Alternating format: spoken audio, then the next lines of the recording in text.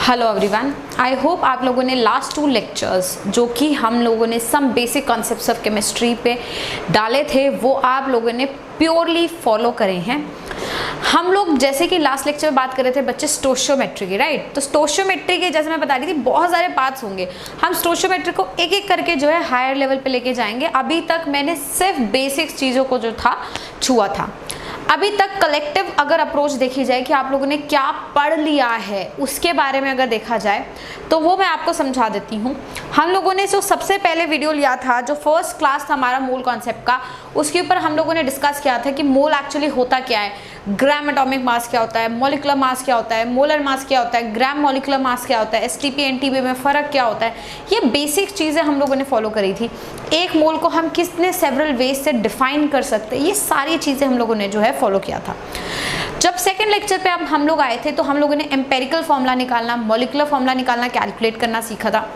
Mole concept को एक level higher ले गए थे, ठीक है। हम लोगों ने एवरेज मॉलिक्यूलर मास और एवरेज एटॉमिक मास का कॉन्सेप्ट भी जो है पढ़ लिया था। हम लोगों ने mass relationship, mass volume relationship, volume relationship, ऐसे रिलेशनशिप्स भी स्टडी करे थे, राइट। स्टोशियोमेट्री का जो रूल नंबर 1 आप लोगों को मैंने लास्ट वीडियो में समझाया था अच्छे से, वो ये था बेटा कि स्टोशियोमेट्री में हमेशा आपको केमिकल रिएक्शन को बैलेंस करना होता है। जब आप केमिकल रिएक्शन को बैलेंस कर लेते हो, आपके पास उसके स्टोशियोमेट्रिक कोफिशिएंट्स आ जाते हैं, तभी आप उस रिएक्शन को जो है आगे रीड कर सकते हो, उस क्वेश्चन को न्यूमेरिकल तरीके से सॉल्व कर सकते हो, right. We discussed about all this.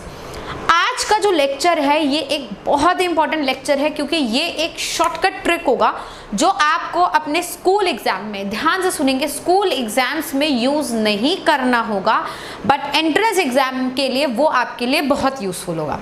और वो ट्रिक होगा कि हम कैसे अपना टाइम बचाएं, कैसे रिएक्शन को बिना बैलेंस करे स्टोशियोमेट्रिक के प्रॉब्लम हम सॉल्व कर सकते हैं, राइट।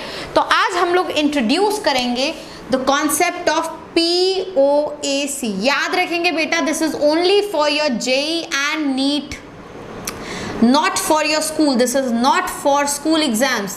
ये सब चीजें मैं आपको बताती चलूंगी कि आपके स्कूल के लिए क्या है क्या नहीं, ताकि आप लोग केयरफुल रहे, है ना। नहीं तो at the end of the day आप कहते हैं मैम आपने जो पढ़ाया था हमने ऐसे ही लिखा, फिर हमारे स्कूल की टीचर्स ने मार्क्स नहीं दिए, है ना। तो वो इसलिए नहीं दिए क्योंकि वो करिकुलम का पार्ट नहीं है। चाहे आप सही कर रहे हो चाहे आप गलत कर रहे हो, that is not important. It is not included in CBSE और IISc, so that you have to be very sure at. चलिए हम लोग जो है इंट्रोड्यूस करेंगे concept of principle of atomic conservation. हम इस कॉन्सेप्ट को स्टडी करेंगे और स्टोशियोमेट्री की प्रॉब्लम्स को जो है सॉल्व करने की कोशिश करेंगे। ये प्रिंसिपल वाला जो है हम लोग तब यूज करते हैं बिकॉज यहाँ पे बैलेंसिंग हमें नहीं करनी होती, balancing is not required, we don't need to do any balancing। तो कभी ऐसा होता है बेटा आपके पास एक क्वेश्चन फंस गया जो बहुत डिफ़िकल्ट है, डिफ़िकल्ट इन द सेंस या तो आपको ही केमिकल रिएक्शन नहीं पता है उसकी, ठीक है, साथ में आपको कुछ उसके बारे में इंफॉर्मेशन ही नहीं है, बट आपको क्वेश्चन सॉल्व करना है और आप ये सोच रहे हो कि अरे कहीं से कोई मुझे रिएक्शन बता देना तो मैं सॉल्व कर दूं, या कहीं से कोई इस रिएक्शन को बैलेंस कर देना तो ये तो मैं तुरंत से सॉल्व कर दूं। तो ऐसे क्वेश्चन जिसमें या तो आपको रिएक्शन कंप्लीट नहीं पता होती है ना, आप बैलेंस नहीं करना जानते, या बैलेंसिंग बहुत टफ हो रही है, हिट एंड ट्रायल से नहीं हो रही, ऐसी जगह आप POAC लगा सकते हैं। ऐसा नहीं है, आप लगा तो और भी जगह सकते हैं, बट ये जनरली इन क्वेश्चंस में जो है इस्तेमाल किया जाता है। क्योंकि अगर क्वेश्चन सीधा सीधा से जिसमें या तो बैलेंसिंग की जरूरत नहीं है, रिएक्शन ऑलरेडी बैलेंस्ड है ना, तो वहां तो आप अटैक मोल कंसेप्ट लगा दोगे, आप क्यों POAC की तरफ जाओगे। बट POAC आप जनरली तब यूज करोगे जब इस तरीके से आप कहीं फंसते हो। एग्जाम्पल देके मैं आपको समझाती हूँ। हम लोग लास्ट क्लास में इस तरीके का काफी एग्जाम्पल कर रहे हैं कि KClO3 को जब मैं डिकम्पोज करती हूँ तो KCl बनता है और ऑक्सीजन गैस बनती है। इसका 122.5 ग्राम मुझे दे रखा है, मुझे बोल रहा है मास ऑफ ऑक्सीजन गैस जो प्रोड्यूस हुई है वो निकालिए, ठीक है ना। इस केस में ये रिएक्शन तो बाई चांस बच्चे आपको पता है क्योंकि आप बार बार ये रिएक्शन को देख रहे हो, है ना, इतनी बार हमने KClO3 का डिकम्पोजिशन कर दिया।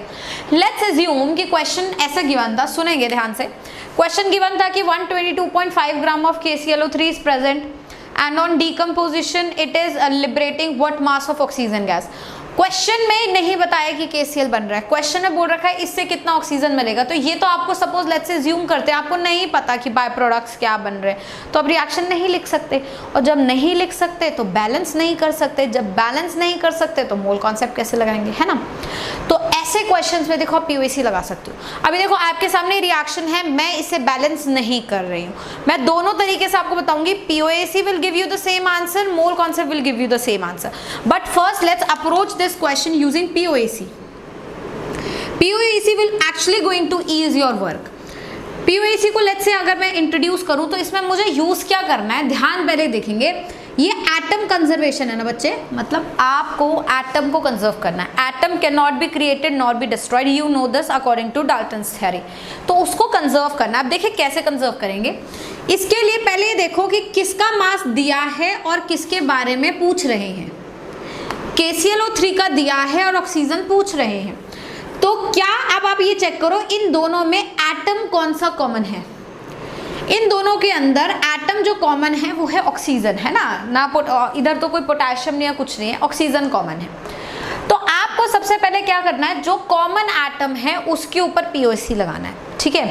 अब अगर लेट्स से कोई एक बाय प्रोडक्ट बन रहा था, लेट्स अज्यूम ये KClO बन रहा होता, ठीक है, तो लेकिन आपको पूछ तो ये रहे हैं, तो आप डायरेक्टली यहाँ पर इसके ऊपर POAC ऑक्सीजन पे नहीं लगा सकते, क्योंकि एक्चुअली में जितने यहाँ ऑक्सीजन के एटम हैं उतने यहाँ नहीं आए हैं। क्यों? क्योंकि एक ऑक्सीजन एटम तो इस मॉलिक्यूल में भी है ना, तो वो एक डिफरेंट लेवल होता है, वो मैं आगे बताऊंगी कि ऐसे क्वेश्चंस को कैसे सॉल्व करते हैं। फिलहाल आप इतना याद रखिए कि जब आपके पास एक मतलब आपके पास क्वेश्चन है, आप इन दोनों स्पीशीज में से ये देखिए कि कॉमन कौन सा एटम है। जो एटम कॉमन है उस पे POAC लगेगा, पहली चीज। और सेकंड चीज ये जरूर देखिए कि जिस एटम पे आप POAC लगा रहे हैं वो किसी और मॉलिक्यूल में प्रेजेंट ना हो। तो इसमें अगर मैं ऑक्सीजन पे लगा रही हूँ तो ऑक्सीजन सिर्फ यहीं प्रेजेंट है और किसी में प्रेजेंट नहीं है, तो ये चीज मुझे देखनी है। यहां तक बात क्लियर हुई ना। अब मैंने जैसे बोला कि I will be applying POAC on oxygen, oxygen atom को जो मुझे क्या करना है, ऑक्सीजन एटम को मुझे कंजर्व करना है, मतलब यहाँ जितने ऑक्सीजन एटम है उतने ही यहाँ होने चाहिए। अब KClO3 को देखते हैं, ज़रा एक एग्जांपल देती हूँ मैं आपको कि मैं यहाँ पे क्या लिख सकती हूँ। मैं यहाँ लिख सकती हूँ 3 × moles of KClO3 should be equal to 2 × moles of oxygen. ये मैंने कैसे लिखा है मैं आपको ये समझा रही हूँ। ये POAC की बेसिक इक्वेशन है जो आपको लिखनी होती है। ये कैसे लिखी गया, मेरे को क्या कंजर्व करना है बेटा, ऑक्सीजन एटम कंजर्व करना है। लास्ट क्लास में हम लोग ये डिस्कस कर रहे थे कि अगर एक मॉलिक्यूल KClO3 का होगा तो उसके अंदर 3 एटम होंगे ऑक्सीजन के। आप यहाँ से देख सकते हैं ना, एक मॉलिक्यूल के अंदर 3 एटम होंगे। तो मैं बोल सकती हूँ ना कि अगर 1 मोल KClO3 है, 1 मोल KClO3, तो ऑक्सीजन के मोल्स कितने होंगे, 3 टाइम्स ऑफ दैट। अगर x मोल्स KClO3 है तो ऑक्सीजन के मोल्स क्या होंगे, 3 × the x moles of KClO3, like this. तो यहाँ पर कितने ऑक्सीजन के मोल्स हैं वो मैंने लिख दिए। KClO3 में कितने ऑक्सीजन के मोल्स हैं, जितने भी मोल KClO3 के × 3 टाइम्स, हाँ या ना, समझ आ जाए बात। सिमिलरली यहाँ करना है, ये ऑक्सीजन का एक मॉलिक्यूल है और एक मॉलिक्यूल ऑक्सीजन में 2 ऑक्सीजन एटम है। तो एक मॉलिक्यूल में 2 है तो 1 मोल ऑक्सीजन में 2 मोल ऑक्सीजन होंगे। तो अगर y मोल ऑक्सीजन है तो y मोल ऑक्सीजन एटम्स होंगे, है ना, 2y मोल्स ऑक्सीजन एटम होंगे। सॉरी। तो यही मुझे करना है। लेट्स से ऑक्सीजन मॉलिक्यूल के मोल्स y हैं, तो ऑक्सीजन एटम्स उसके अंदर कितने हो जाएंगे, 2y। तो आप देख सकते हैं ये वाला जो मैंने यहाँ लिखा है वो है moles of oxygen atom in KClO3 और वो बराबर होगा moles of oxygen atom in O2। ये दोनों चीजें आपस में बराबर होंगी, क्योंकि अगर मोल्स बराबर है तो ऑब्वियसली नंबर भी बराबर है। And that is what is the principle saying to me कि atom is conserved, atom is not created not destroyed. जितने एटम्स रिएक्टेंट में ऑक्सीजन के होंगे उतने ही एटम्स प्रोडक्ट में ऑक्सीजन के होंगे। जितने मोल्स रिएक्टेंट में ऑक्सीजन के होंगे उतने ही मोल्स ऑक्सीजन एटम के प्रोडक्ट में होंगे। Do you understand the point? That's how we have to proceed. Now I know the mass of KClO3 is 122.5, तो मोलर मास निकाल लेते हैं KClO3 का। मोलर मास KClO3 का भी 122.5 ग्राम पर मोल होता है। तो that means number of moles of KClO3 मेरे पास आ गए 1. तो I can write 3 × 1 is equals to 2 times the moles of oxygen.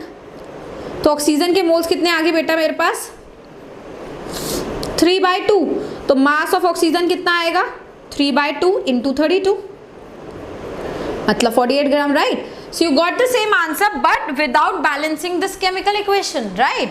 So that is what is a POAC method is.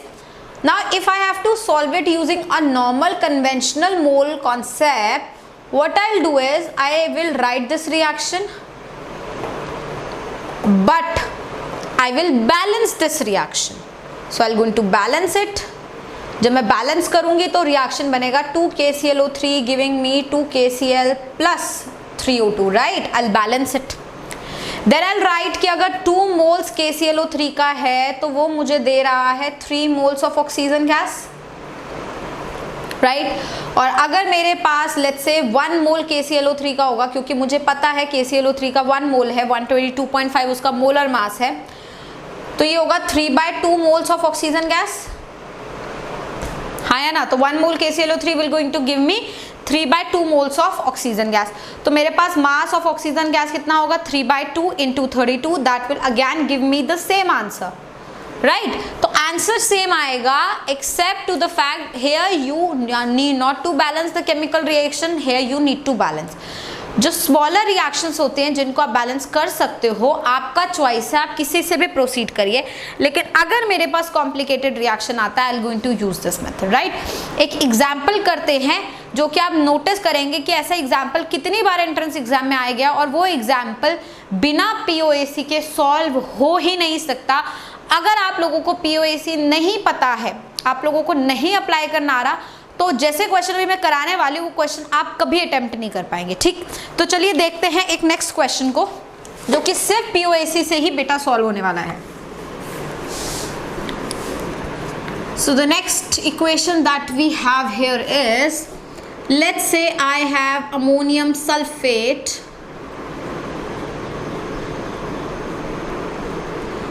Let's say ammonium sulfate का मास है x ग्राम. मैंने उसको heat किया है ताकि उसमें से अमोनिया लिबरेट हो जाए.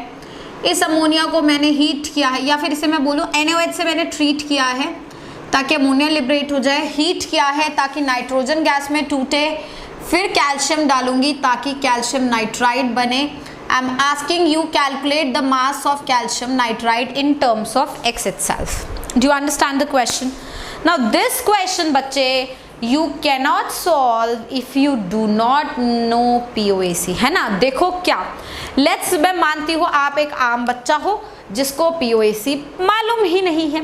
तो अगर आपको POAC मालूम नहीं है तो आप सवाल को कैसे करोगे? आप कहोगे oh my god this is a complicated question.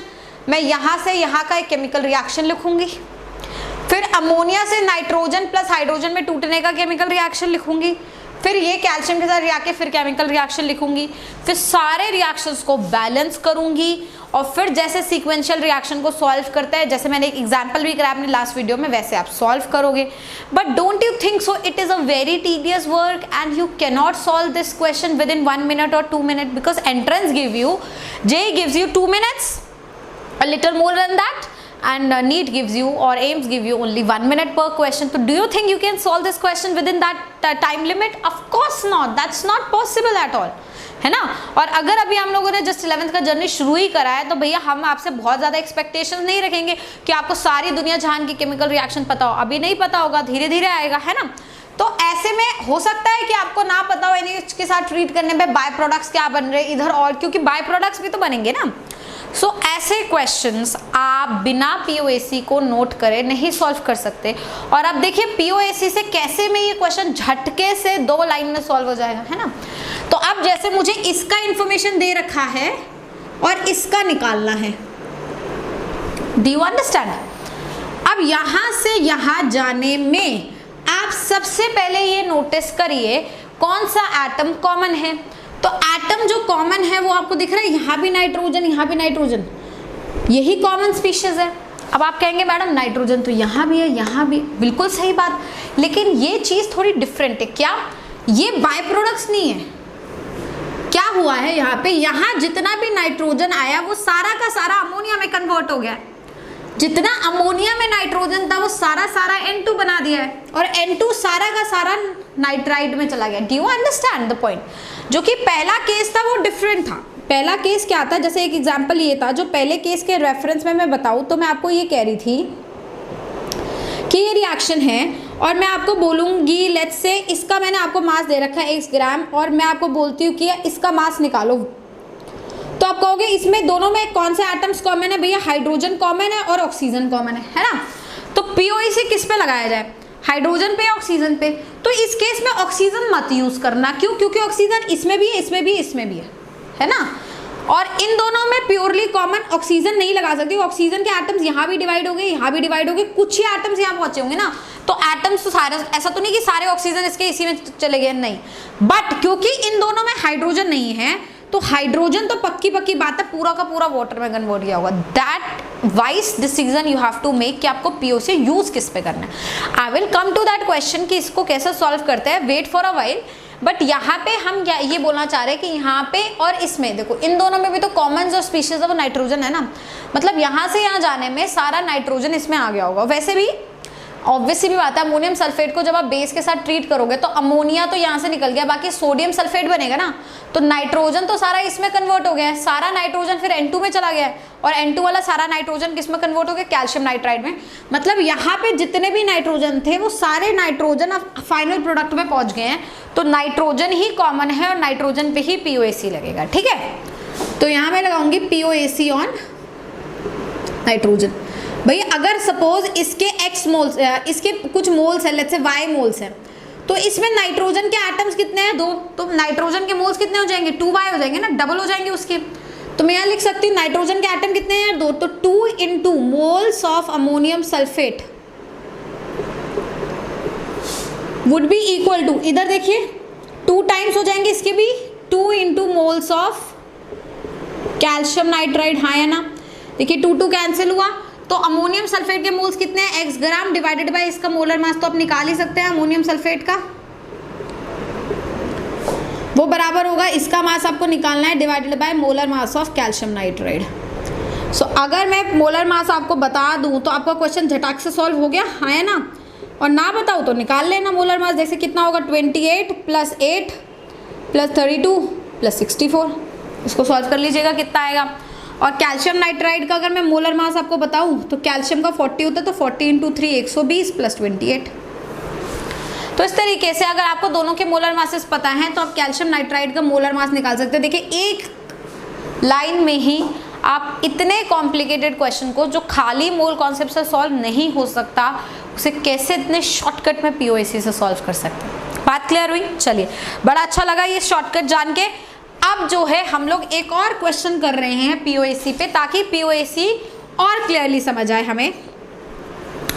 Let's say मेरे पास एक क्वेश्चन है कि मेरे पास है K4FeCN6। This particular thing has undergo series of reaction. ठीक है, मुझे क्वेश्चन में क्या रिएक्शन से नहीं बताए, बस मुझे बताया कि ये मेरे पास लेट्स से 20 ग्राम है, कुछ भी मान लेती हूँ 20 ग्राम प्रेजेंट है, या फिर 20 ग्राम ना लेके इसका मोलर मास मैं बोल देती हूँ ये 3 मोल्स है मेरे पास लेट्स से। और इसकी मैंने सीरीज ऑफ रिएक्शन करे so that all carbons in K4FeCN6 is converted to K2C2O4.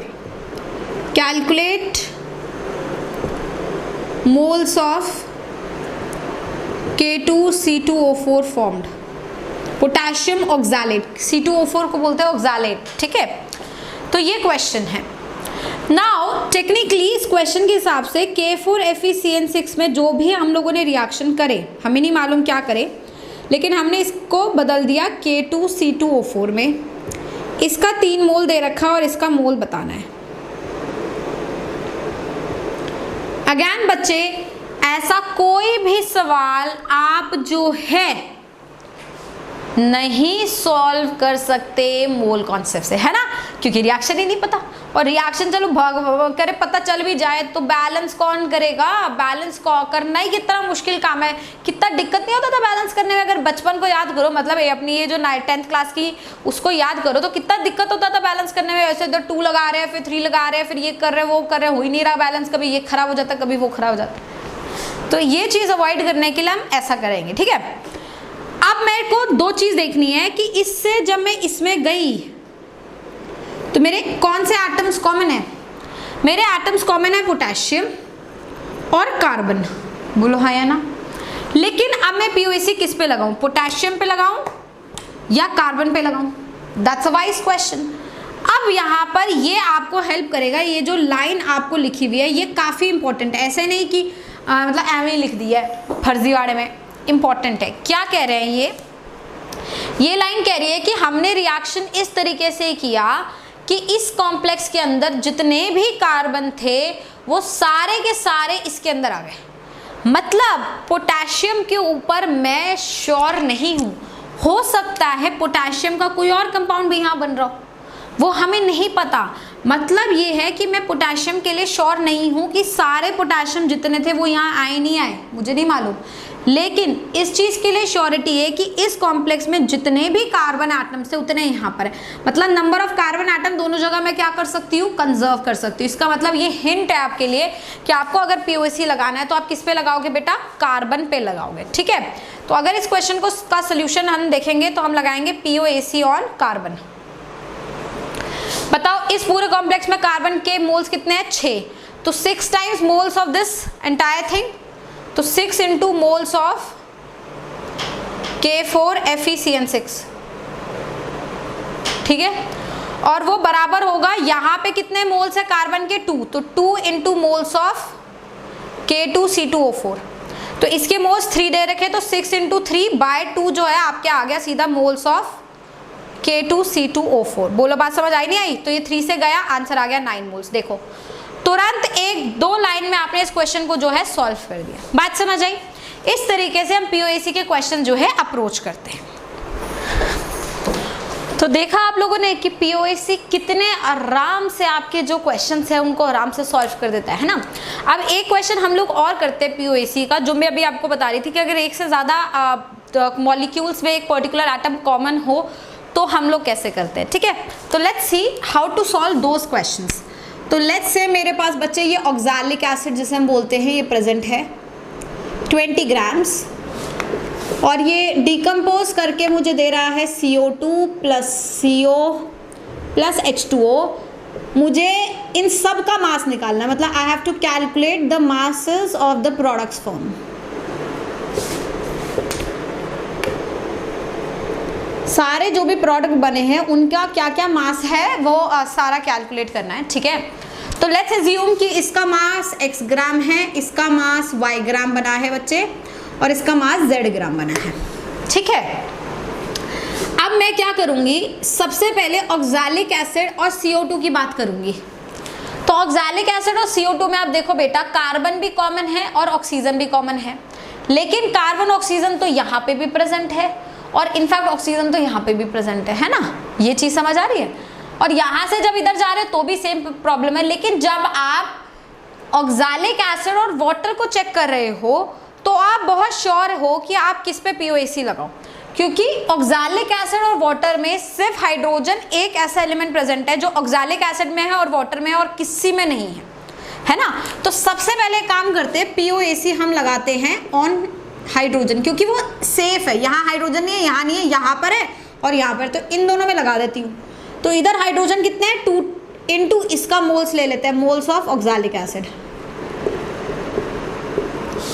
Would be equal to, इधर आ जाते हैं 2 times into moles of water. हाँ या ना बोलो, है ना बेटा, सही है। चलो तो 2 गया, मोल्स ऑफ ऑक्सैलिक एसिड आपके बने कितने बने आपके मोल्स ऑक्सैलिक एसिड के, 20 ग्राम डिवाइडेड बाय इसका molar mass.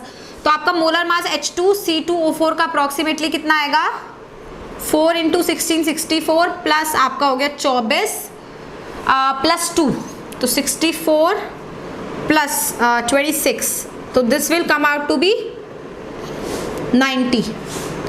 Is equals to moles of water. तो मोल्स ऑफ वाटर मतलब मास Z है और मोलर मास वाटर का क्या होता है 18। लो सॉल्व होगी आपकी बात। तो आपका आ गया Z का वैल्यू 4 ग्राम। बोलो हाँ या ना। तो आपने वाटर का मास निकाल दिया। अब एक काम करो, आप POAC सब पे लगाओ, POAC ऑन कार्बन लगाओ एंड देन POAC ऑक्सीजन पे भी लगाएंगे हम एक बार। तो पहले कार्बन पे लगाते हैं। तो कार्बन कहाँ का है बेटा, जहां जहां जिस जगह कार्बन प्रेजेंट है सब जगह कार्बन फिर काउंट होगा। तो इधर कार्बन तो सिर्फ 2 ही है, तो 2 इंटू 20/90 इसके मोल्स हो गए इज इक्वल्स टू कार्बन यहाँ पर भी तो है, तो इधर कितने कार्बन है 1 इंटू इसके मोल्स मतलब x/44 प्लस यहाँ पर भी 1 है तो 1 इंटू y बाय ये CO है बेटा, CO2 नहीं है CO है, तो 12 + 16 28 और उधर कार्बन नहीं है। तो मतलब एक इक्वेशन मैंने ये बनाई और जब मैं POAC ऑक्सीजन पे लगाऊंगी तो मैं तीनों लूंगी, है ना, क्योंकि तीनों जगह ऑक्सीजन है। इधर कितने ऑक्सीजन है 4, तो 4 इंटू 20/90 इज इक्वल्स टू, इधर ऑक्सीजन कितने हैं 2, तो 2 इंटू x/44 इसका molar mass plus 1 into y/28 इसका मोलर मास प्लस यहाँ पर भी आएगा दैट इज 1 इंटू z का वैल्यू 4 बाय मोलर मास वाटर का 18। Now using this equation and this equation, equation 1 and equation 2, दो इक्वेशन है मेरे पास, दो अननोन है बेटा, I will solve and get x and y out of it. Do you understand the point?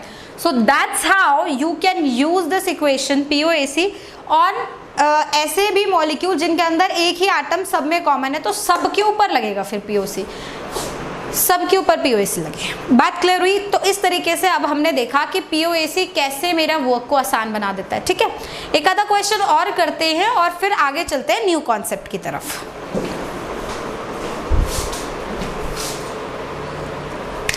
देखिए बच्चे, अब हम लोग ये दो क्वेश्चन सॉल्व करने वाले हैं। ट्रस्ट मी, ये दो क्वेश्चंस ऐसे हैं जो बच्चों को सबसे ज़्यादा हॉरिफाई करते हैं। एक्चुअली ये हॉरिफाई क्यों करते हैं? क्योंकि ये एक कॉन्सेप्ट इन्वॉल्व करते हैं जिसको हम बोलते हैं ग्रेविमेट्रिक एनालिसिस। अब सब लोग, जैसे सपोज आप कहीं पढ़ते हैं तो आपको कभी भी ग्रेविमेट्रिक एनालिसिस करके कोई टॉपिक नहीं पढ़ाया जाता है ना, बट आप जब सवाल देखते हैं इस तरीके के क्वेश्चंस आपको बहुत ज़्यादा पेपर में देखने को मिलते हैं, तब तो देखते हैं इन ग्रेविमेट्रिक एनालिसिस ऑफ डिटर्मिनेशन और something like this which make us horrified कि ये कॉन्सेप्ट शायद हमने पढ़ा नहीं है और ये शायद चीज़ हमें आती नहीं है ना, बट ऐसा बिल्कुल भी नहीं है। ट्रस्ट मी, ये दो ऐसे क्वेश्चंस हैं जो एक्चुअली में आपको ये बताएंगे कि POAC कितना इंपॉर्टेंट है, और ऐसे क्वेश्चन जिनसे हम डर रहे थे, जिनको हम सॉल्व नहीं कर सकते, हम सोचते हैं कि they are so difficult to solve, इतना बड़ा बड़ा तो कॉम्प्लेक्स है भैया, इतने बड़े बड़े वैल्यूज है, how we going to solve, and we tend to leave those questions. These questions if you attend you will get an edge over others, trust me on this, right. तो अब जरा पहले ये समझते हैं ग्रेविमेट्री एनालिसिस क्या है और क्यों इसको पढ़ाया नहीं जाता, और एक्चुअली में ये POAC से कितने आराम से सॉल्व हो सकता है। ठीक है, तो ग्रेविमेट्री एनालिसिस बेसिकली एक एनालिसिस का तरीका है जिसमें मैं क्या करती हूँ, जैसे मैं कोई कंपाउंड ले लेती हूँ, लेट्स से मैंने Mn2O3 ले लिया, मैंने एक कंपाउंड ले लिया, मुझे एक्चुअली इसमें चेक करना है कि कितना मैंगनीज प्रेजेंट है, अमाउंट ऑफ मैंगनीज निकालना है।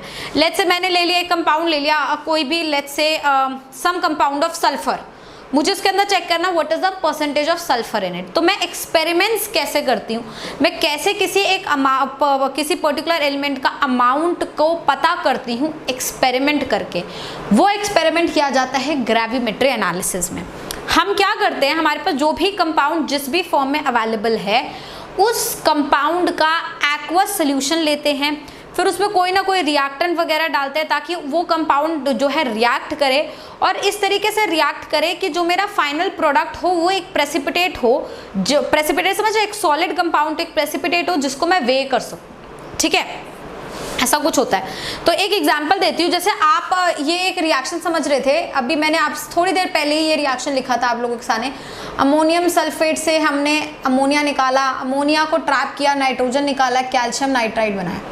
हालांकि बहुत एग्जाम्पल ग्रेविमेट्री एनालिसिस का नहीं है, बट मैं आपको समझाना चाह रही हूँ कि एक्चुअली में ग्रेविमेट्री एनालिसिस क्या है। आप एज्यूम करो कि ग्रेविमेट्री एनालिसिस है, तो ये क्या होता है, जैसे सपोज ये कंपाउंड है, इस कंपाउंड में मुझे परसेंटेज ऑफ नाइट्रोजन पता करना है।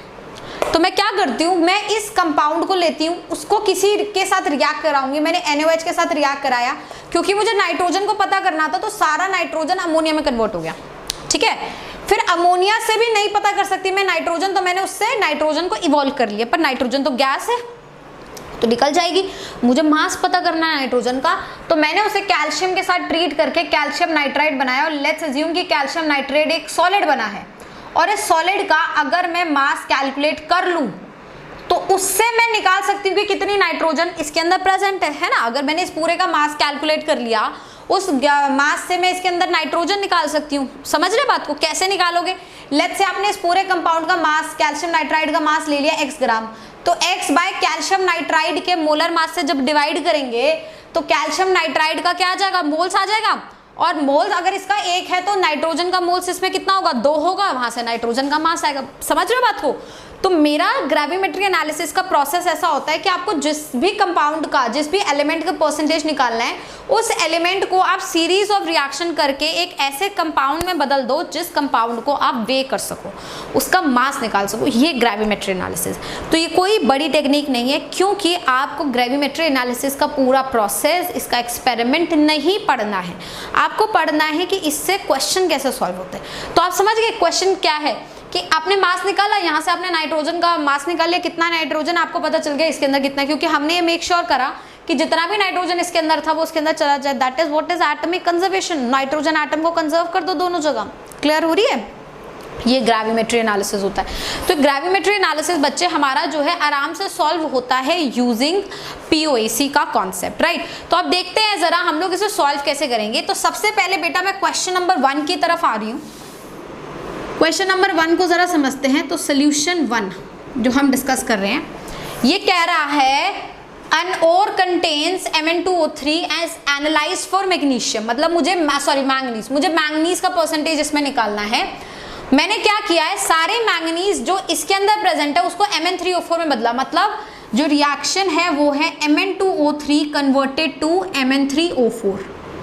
अब कैसे कन्वर्ट करा है, क्या करा है, मुझे क्या मतलब, मुझे नहीं मतलब, मुझे बस इतना पता है कि इसके अंदर सारे मैंगनीज इसमें गए ना, POC अपन लोग लगा सकते हैं, खत्म बात, इतना जानना है। कैसे करा नहीं पता, रिएक्शन को बैलेंस करने की जरूरत नहीं है, आपने बस सिंपल लिख दिया कि ऐसा हुआ है, ठीक है।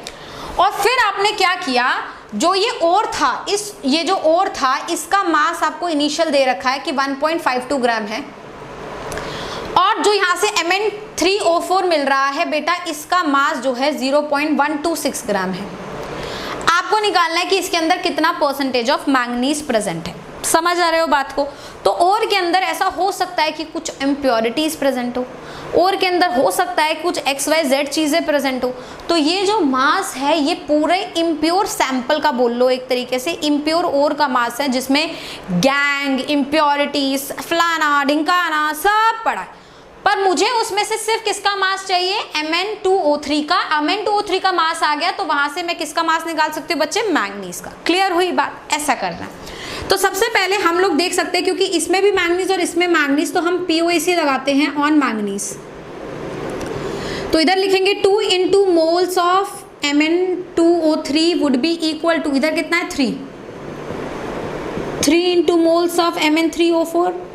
बेटा एटॉमिक मास मैंगनीज का जो होता है वो होता है अप्रोक्सीमेटली 55 ग्राम पर मोल ले लीजिए। तो अब यहाँ से Mn3O4 और Mn2O3 का मोलर मास निकाल सकते हैं ना। तो मैं एज्यूम कर लेती हूँ कि मोलर मास Mn2O3 का जो आपने निकाला है वो x ग्राम है पर मोल, आप कैलकुलेट कर लीजिएगा। और Mn3O4 का जो हमने निकाला है वो y ग्राम पर मोल है अप्रोक्सीमेटली। मैं आपको तरीका समझा रही हूँ, ठीक है।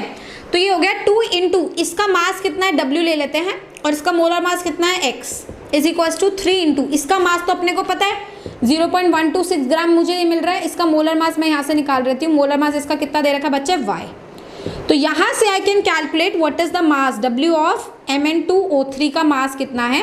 तो हो गया 3/2 times into 0.126 by y into x, है ना। x और y आप लोगों को पता है, आप कैलकुलेट कर लेंगे। तो इतना मास Mn2O3 का आ गया। तो परसेंटेज ऑफ मैंगनीज कितना है भैया, रियल मैंगनीज इतना है डिवाइडेड बाय जो भी ओर का मास है, टोटल मास जो भी ओर का है कितना है, ओर का मास 1.52, उससे डिवाइड करा इंटू 100 करा, देखो परसेंटेज आ गया, है ना।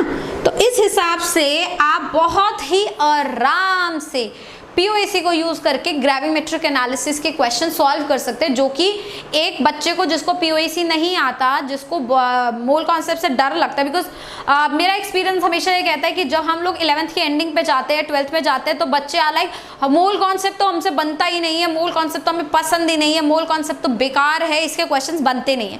बट अगर देखा जाए बेटा, मोल कॉन्सेप्ट बहुत आसान है, it is very easy, only thing is that you should have the right direction to solve it, है ना।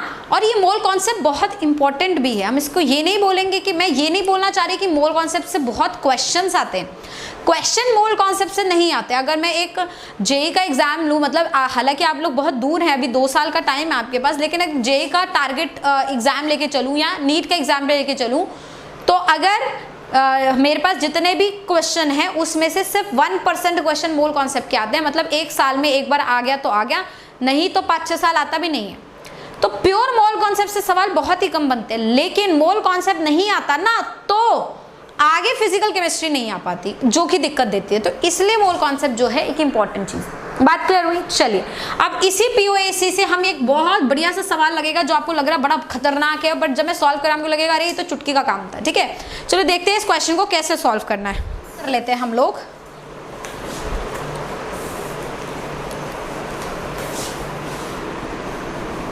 क्वेश्चन कह रहा है बच्चा कि ग्रेविमेट्री एनालिसिस में मुझे एनालिसिस किसका करना है? फास्फोरस का।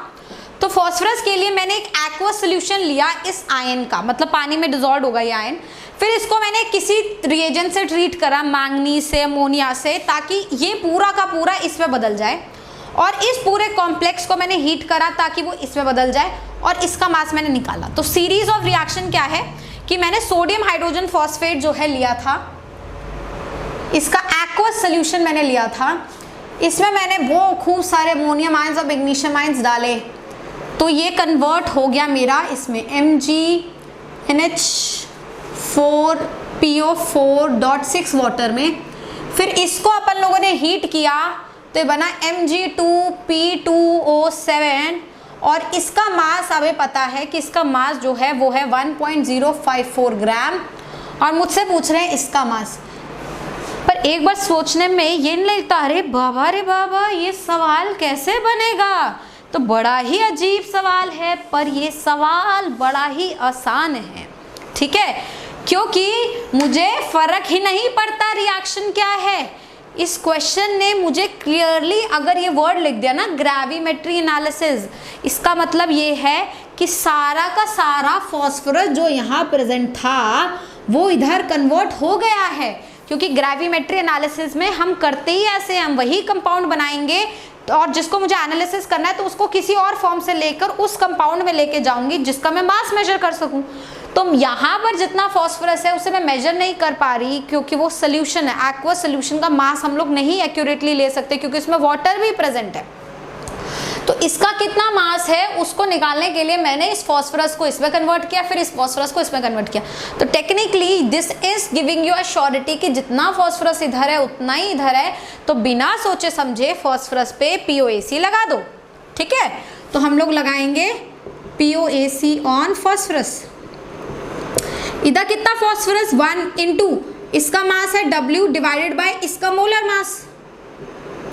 तो मोलर मास जो है मेरा उसका कितना होगा, NaH2PO4 का मैं मान लेती हूँ x ग्राम है, तो इसका मोलर मास NaH2PO4 का इधर लेंगे तो मोल्स बन गया, और इधर कितना फास्फोरस है 2 इंटू।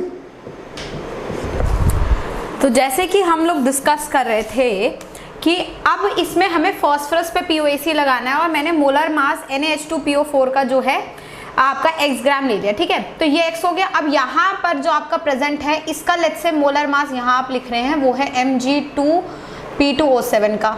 तो लेट्स एज्यूम कि मोलर मास Mg2P2O7 का बेटा y ग्राम है। ठीक, तो यहाँ से आप बेसिकली इसका मास तो आपको गिवन है, क्वेश्चन में कितना गिवन है 1.054 ग्राम। यहाँ से आप ये वाला मास जो है कैलकुलेट कर सकते हैं, तो आपका आंसर देखिए क्या आएगा, तो W इज इक्वल्स टू हो जाएगा 2 इंटू 1.054 डिवाइडेड बाय जो भी इसका मोलर मास है जो आपने Y लिया है, इंटू जो इसका मोलर मास है जो आपने X लिया है। तो आप स्ट्रेट अवे क्या निकाल सकते हैं, NaH2PO4 का मास। You understand the point. तो ये ग्रेविमेट्री एनालिसिस की बात होते हैं। ग्रेविमेट्रिक एनालिसिस बेटा हॉरिफाइंग लग सकता है बट वो होता नहीं है, वो सिंपल POAC के कॉन्सेप्ट से जो है बन सकता है। बात क्लियर हुई।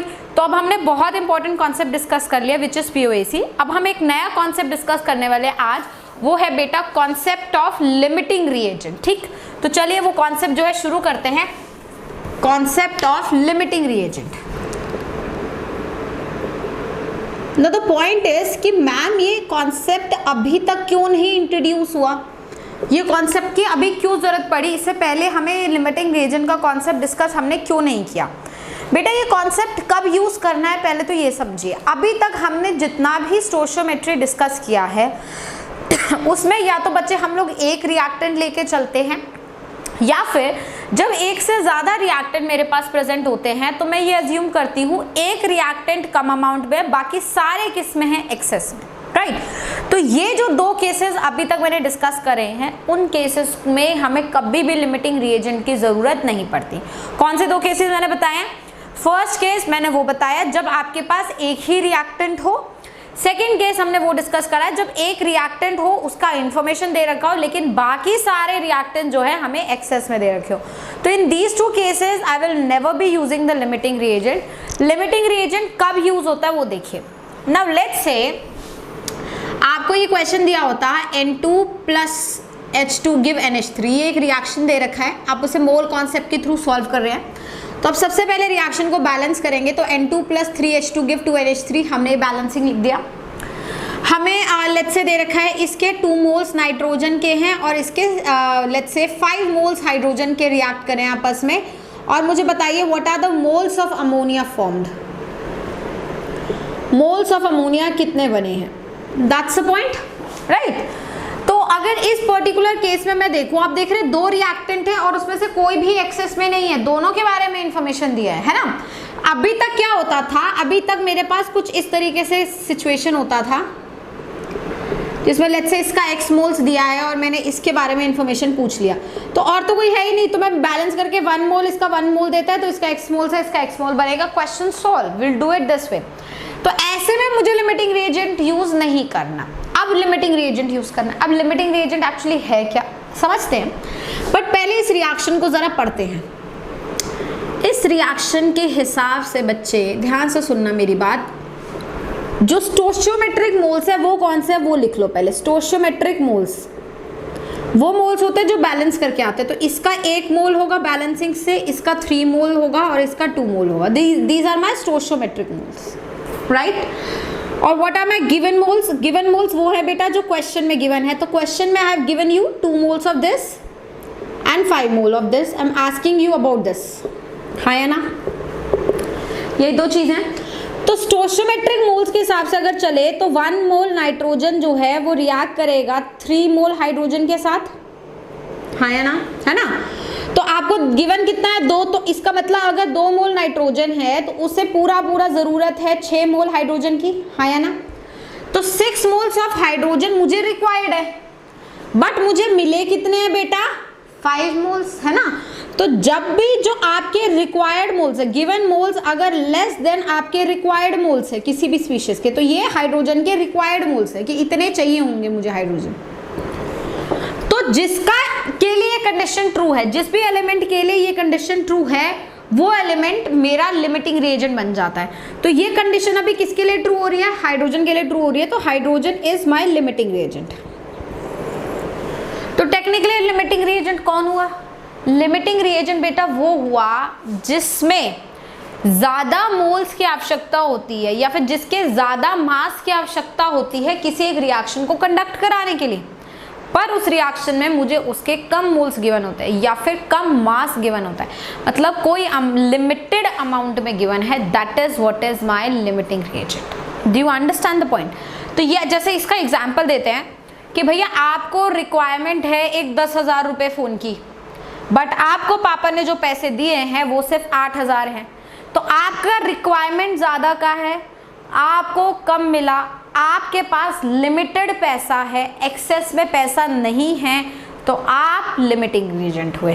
अब आपके पास कोई ऑप्शन नहीं होगा, आप अपनी क्वालिटीज में वो कॉम्प्रोमाइज नहीं कर सकते, बट पैसे भी नहीं है, तो आप 8000 में ही वो फोन पिक करोगे जिसमें 10,000 के फीचर्स होंगे, है ना। मतलब आप अब सारी चीजें बदलोगे, आप अपना फोन, अपना चॉइस खुद चूज करोगे ना वे कि 8000 में आपको 10,000 वाले फीचर्स मिले। Do you understand the case? Can you relate it? That is exactly will happen here.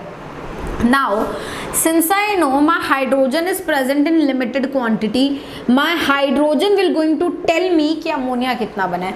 Nitrogen नहीं बताएगा मुझे कितना बना है अमोनिया, क्योंकि वही बताता है जो लिमिटेड क्वांटिटी वाला है, जो क्योंकि वही अब डिसाइड करेगा, वही डिसाइडिंग फैक्टर बन जाएगा. ठीक है, तो अब my ammonia is form will be decided on hydrogen basis. तो मैं बोलूँगी अगर 3 मोल हाइड्रोजन के लगते हैं स्टोइचियोमेट्री के हिसाब से तो 2 मोल अमोनिया बनता है, पर हाइड्रोजन तो मुझे 5 मोल ही दिए हैं, तो ये 2/3 इंटू 5 मोल अमोनिया बनेगा. तो अमोनिया के मोल्स कितने बने वो कौन डिसाइड कर रहा है? Limiting reagent. तो मैं बोल सकती हूँ amount of product formed is always decided by limiting reagent. Limiting reagent ही हमेशा डिसाइड करता है कि आपके कितने प्रोडक्ट्स जो हैं वो बनेंगे, कौन से प्रोडक्ट्स बनेंगे, कितने अमाउंट में बनेंगे, सब कौन डिसाइड करता है? बेटा लिमिटिंग रिएजेंट. राइट. नाउ एक क्वेश्चन और हमारे दिमाग में आ रहा है कि मैम आपने ऐसे ही क्यों किया कि 1 mole nitrogen requires 3 moles hydrogen. आप रिवर्स भी तो कर सकते थे. हाँ ऑफ कोर्स कर सकती थी. मैं ऐसे भी लिख सकती थी कि अगर 3 मोल हाइड्रोजन है तो उसे ज़रूरत होगी 1 मोल नाइट्रोजन की. ठीक है, हाइड्रोजन के मोल्स कितने हैं? 5. तो अगर 5 मोल हाइड्रोजन होंगे तो उसे ज़रूरत होगी 1/3 इंटू 5 मोल नाइट्रोजन की. और देखिए ये कितना बना? 5/3. 5/3 अप्रोक्सीमेटली अगर मैं देखूँ तो मेरा होगा 1.3 मोल्स के आसपास, समवॉट लाइक दिस. तो मुझे 1.3 मोल्स नाइट्रोजन की एक्चुअली ज़रूरत है. These are my required moles. और ना इसके मोल्स देखिए कितने दे रखे हैं? 2 मोल्स. तो इस केस में फॉर नाइट्रोजन ऐसा देखने को मिला कि रिक्वायर्ड मोल्स ज़्यादा है गिवन मोल्स से, सॉरी रिक्वायर्ड मोल्स कम है गिवन मोल्स से. तो जब गिवन ज़्यादा होता है, गिवन वाला ज़्यादा होता है, तो ये वाला जो स्पीशीज होता है ये मेरा एक्सेस रिएजेंट बन जाता है. और एक्सेस रिएजेंट कितना प्रोडक्ट बनता है डिसाइड नहीं करता. प्रोडक्ट कितना बन रहा है वो डिसाइड कौन करेगा? Limiting reagent. ठीक है, तो बच्चों आपको ये समझ आ गया कि अगर इन केस 5 मोल हाइड्रोजन जो है रिएक्ट करेंगे तो वो 10/3 मोल्स अमोनिया के बनाएंगे और साथ में से सिर्फ 1/3 मोल्स किसके यूज होंगे? नाइट्रोजन के. तो that means moles of nitrogen जो लेफ्ट होंगे वो हो जाएंगे आपके 2 मोल्स माइनस 1.3, मतलब अप्रोक्सीमेटली 0.7 मोल्स नाइट्रोजन के जो हैं वो लेफ्ट होंगे, अनरिएक्टेड जो है रह जाएंगे. Do you understand the point? So that's how actually we proceed with the limiting reagent. Do you understand? Now अभी जो मैंने आपको तरीका बताया लिमिटिंग रिएजेंट निकालने का, ये एक कन्वेंशनल मेथड है बच्चे जिसको आप फॉलो कर रहे हैं. अपनी लोअर क्लासेस में भी इसी मेथड को फॉलो करके लिमिटिंग रिएजेंट और बेसिक स्टोइचियोमेट्री अभी तक सॉल्व की है. अब अगर इतना ही बताना है तो 11th और बेसिक क्लासेस में डिफरेंस क्या है? डिफरेंस क्या है मैं आपको समझाती हूँ. आपको ये चीज़ समझ आ गई, आपने मेरी बात पकड़ ली. लेकिन लेट्स से आपके पास एक क्वेश्चन आया, ध्यान से सुनिए क्वेश्चन में, ये सब रब नहीं कर रही हूँ. क्वेश्चन आया 2A 3B 4D + C give product. मुझे दे रखा है इसका 1 मोल, इसका 0.5 मोल, इसका 6 मोल, इसका 2 मोल, लाइक दिस. मुझसे पूछ रहे हैं प्रोडक्ट का मोल आप बताइए. राइट, तो ऑब्वियसली एक से ज़्यादा रिएक्टेंट प्रेजेंट है. अब प्रोडक्ट कौन डिसाइड करेगा? जो लिमिटिंग रिएजेंट होगा.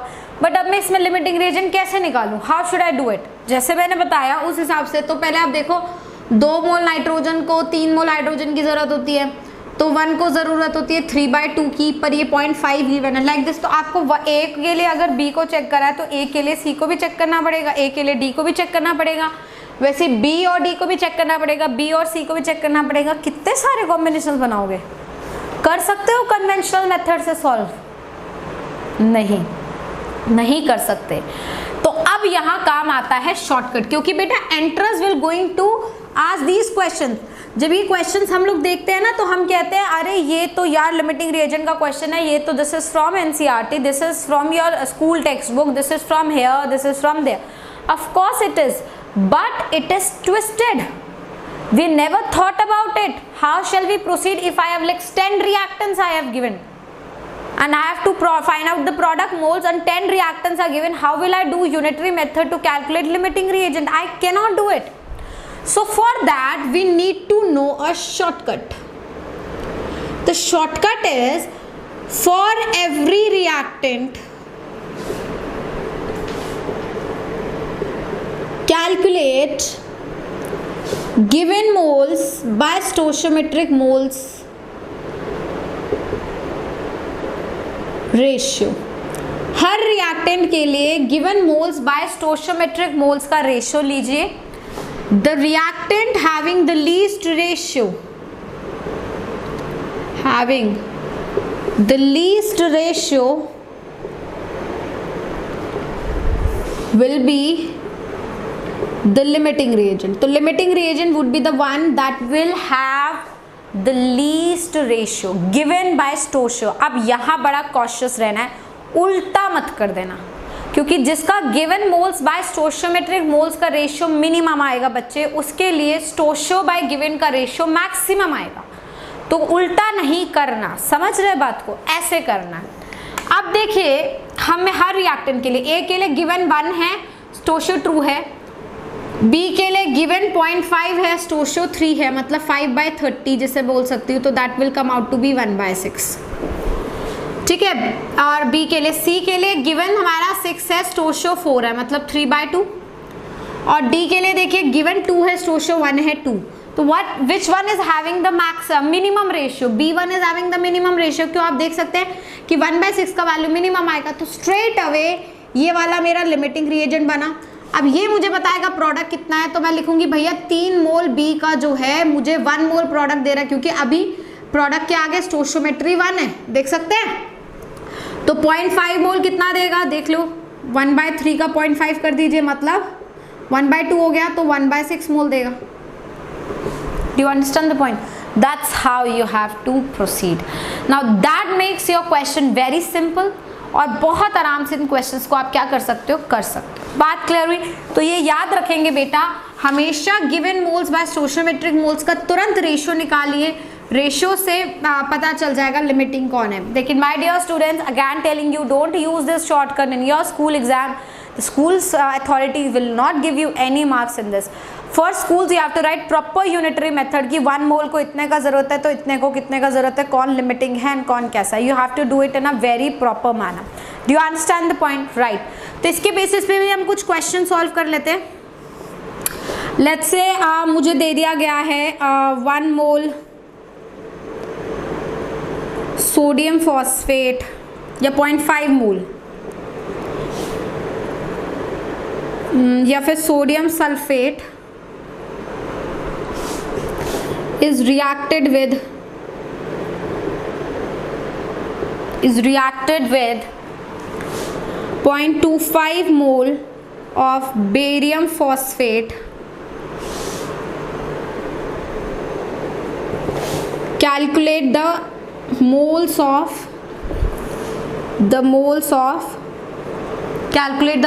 of precipitate formed। जो प्रेसिपिटेट बनेगा उसके मोल्स निकालिए। राइट। तो सबसे पहले हम लोग रिएक्शन लिखेंगे। तो we have sodium sulphate Na2SO4 reacting with barium phosphate, मतलब Ba3PO4 whole twice, that will give me sodium phosphate Na3PO4 plus barium sulphate. अब इसमें जो कैच है वो ये है कि इन दोनों में से कौन सा कंपाउंड आपका प्रेसिपिटेट होगा। तो प्रेसिपिटेट हमेशा बेरियम सल्फेट का होता है white. You have to remember, अभी नहीं पता, don't worry, you will going to eventually realise जब आप आगे के 3-4 चैप्टर्स पढ़ोगे। राइट। तो इस केस में अब आप देख लीजिए बैलेंस है क्या रिएक्शन। बेरियम यहाँ पे 3 है, सोडियम भी हमारा 3 है तो यहाँ पे हमारा 2 हो गया, फॉस्फेट 2, यहाँ पे फॉस्फेट 2 है, सल्फेट 3 सी। रिएक्शन बैलेंस हुआ। अब इसके मैंने 0.5 मोल्स दे रखे बच्चे तुम्हें और इसके मैंने 0.25 मोल्स दे रखे। तो शॉर्टकट में आप देख लीजिए इसका रेशियो कितना आएगा 0.5/3, मतलब 5/30 दैट इज 1/6। और इसका रेशियो देखिए कितना आएगा 0.25/1, तो 1/6 हमारा कितना होगा अप्रॉक्सीमेटली 0. अगर हम देखें तो 4 का मतलब अप्रॉक्सीमेटली 1/1.6 के आसपास आएगा और ये 2.5 है, ये मिनिमम हो गया, मतलब this is my limiting reagent. तो ये 3 मोल्स है तो ये 3 मोल्स ही बन रहा है, तो ये 0.5 मोल्स है तो ये 0.5 ही बनेगा, तो आंसर आ गया 0.5 मोल्स बेरियम सल्फेट का। And you did it with in the time range. Do you understand? तो इस तरीके से हम जो क्वेश्चंस है उनको डील करते हैं लिमिटिंग रिएजेंट। बात क्लियर होती है? नाउ यहाँ तक अगर हम लोग डिस्कस करें बच्चे तो हमने काफ़ी इंपॉर्टेंट चीज़ें डिस्कस कर ली हैं। अब इस वीडियो को देखने के बाद आप लोगों को अब असाइनमेंट करना होगा। So I am putting a basic level assignment in the assignment section of the app. तो आप वहाँ से असाइनमेंट लीजिए, उसे सॉल्व करिए, will discuss the assignment and then will move on to the next topic of this chapter which is concentration term, and that my dear student will going to be the most important thing. तो concentration term हमारे इस पूरे chapter का soul रहेगा, heart रहेगा, जिसको हमें देखना है और उसी से हम लोग क्वेश्चन करेंगे। बहुत सारे क्वेश्चंस क्लास में करने का कोई फायदा नहीं है, it will be just waste of time. जितने भी इंपॉर्टेंट क्वेश्चंस होते थे वो मैंने आपको डिस्कस कर लिए ताकि आपसे मेजर सवाल बन जाए। अब मैं आपको असाइनमेंट दूंगी, you will be solving the assignment and will move on directly to the concentration term. Do you understand the point?